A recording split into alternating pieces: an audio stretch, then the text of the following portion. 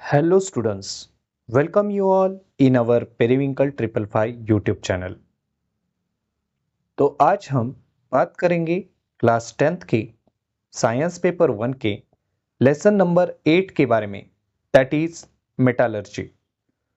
तो इस लेसन में हमने अपनी पिछली वीडियो में फ्रोथ फ्लोटेशन मेथड के बारे में, तो चलिए इस वीडियो में हम बढ़ते हैं अपने नेक्स्ट टॉपिक की ओर, दैट इज लीचिंग।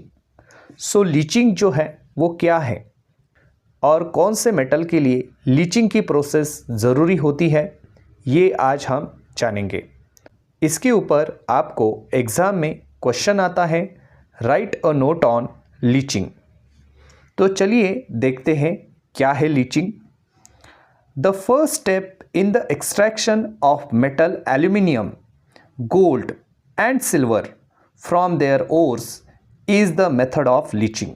सो ये जो सेंटेंस यहाँ पर पहले बताया है, इसमें से आपको पता चलता है कि ये जो मेथड है ये पहली स्टेप है किस चीज़ की, एक्सट्रैक्शन ऑफ मेटल। किसी भी मेटल को जब हम एक्सट्रैक्ट करते हैं तो उसमें ये फर्स्ट स्टेप जो है वो लीचिंग की मेथड है। लेकिन ऐसे कौन से मेटल हैं, तो यहाँ पर कुछ मेटल के नाम दिए हैं, जैसे कि एल्यूमिनियम, गोल्ड एंड सिल्वर।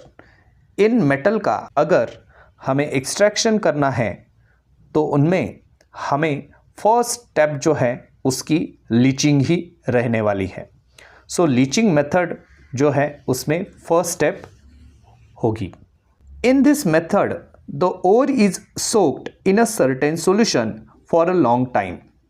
इस मेथड में ओर को सोक्ड किया जाता है कुछ सॉल्यूशन में। यहाँ पर आपको सॉल्यूशन का नाम दिया नहीं है, सो इस वजह से इसी तरह आपको लिखना है, in this method ore is soaked in a certain solution for a long time.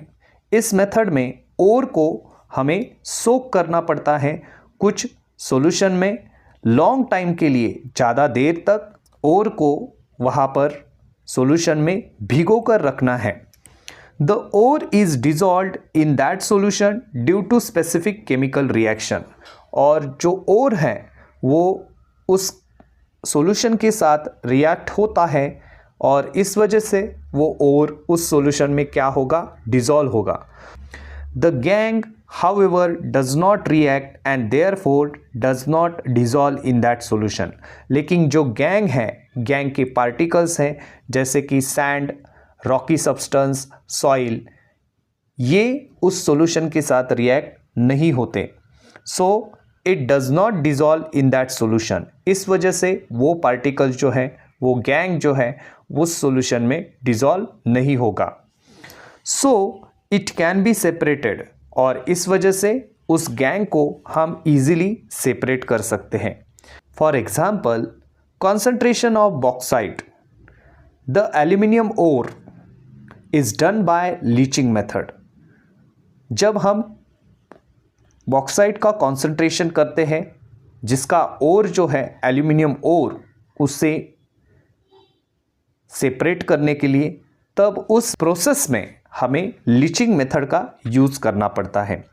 Here bauxite is soaked in aqueous NaOH और एक्वियस Na2CO3, यानी कि बॉक्साइट जो है वो यहाँ पर सोडियम हाइड्रोक्साइड या फिर सोडियम कार्बोनेट में डिज़ोल्व किया जाता है, जो कि एक्वियस स्टेट में रहते हैं, which dissolve the main ingredient alumina in it.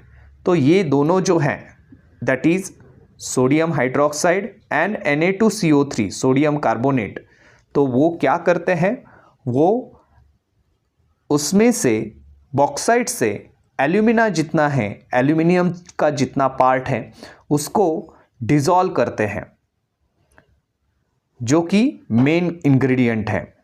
During the extraction of metals from their ores, metal is obtain from the cations of the metal. Extraction के दरमियान ओर से जब हम मेटल्स एक्सट्रैक्ट करते हैं तब metal is obtained from the cation of the metal. Metal किससे बन जाते हैं? कैटायंस से बन जाते हैं। जब मेटल की प्रॉपर्टीज आपको पता है, मेटल हमेशा इलेक्ट्रॉन डोनेट करते हैं, इस वजह से वो पॉजिटिव चार्ज में रहते हैं, पॉजिटिव चार्ज डेवलप करते हैं, पॉजिटिव आयन डेवलप करते हैं।